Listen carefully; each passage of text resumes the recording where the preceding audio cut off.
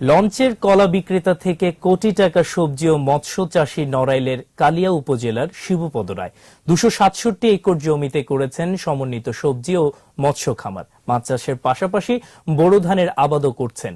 তার খামার থেকে বছরে প্রায় 2 কোটি টাকার কৃষি পণ্য ও মাছ বিক্রি করা হয়। নড়াইল প্রতিনিধি ফরাদ খানের রিপোর্ট, জানাচ্ছেন মাসুম আলিসা। পরিশ্রম আর অধ্যবসায় মানুষকে সফলতা এনে দেয়। নড়াইলের শিবুপদ রায় তার উৎকৃষ্ট উদাহরণ।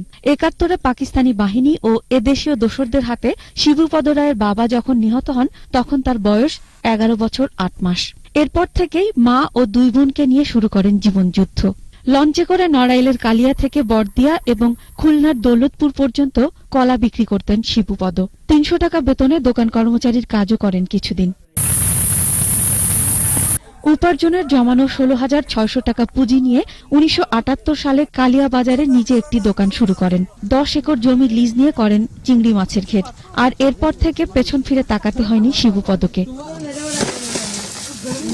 কালিয়া পৌরসভার 6 নম্বর ওয়ার্ডের ভক্তডাঙ্গা বিলে গড়ে তুলেন বিশাল এই কৃষি খামার। ঘেরের পাশাপাশি করেন রাইস মিল। এগুলো বিষ মুক্ত, আমার এখানে কোনো বিষ এবং সার প্রয়োগ করা হয় না এবং কোনো ফরমালিন দিয়ে আমাদের মাল পাকানো হয় না। শিবুপদ রায়ের সমন্বিত কৃষি খামারে নিয়মিত 22 জন এবং খণ্ডকালীন হিসেবে কাজ করেন প্রায় 150 শ্রমিক। 12 মাসে 22 জন কাজ করি, সংসার জন্য খেয়ে নে ভালো হবে। গাছ থেকে ছিঁড়ে আমরা এই ট্রেনে করে ভরিয়ে ওজন দিয়ে বাজারে বিক্রি করার জন্য। এ ধরনের কৃষি খামার অন্যদেরও অনুপ্রেরণা যোগাচ্ছে বলে জানান এই কৃষি কর্মকর্তা।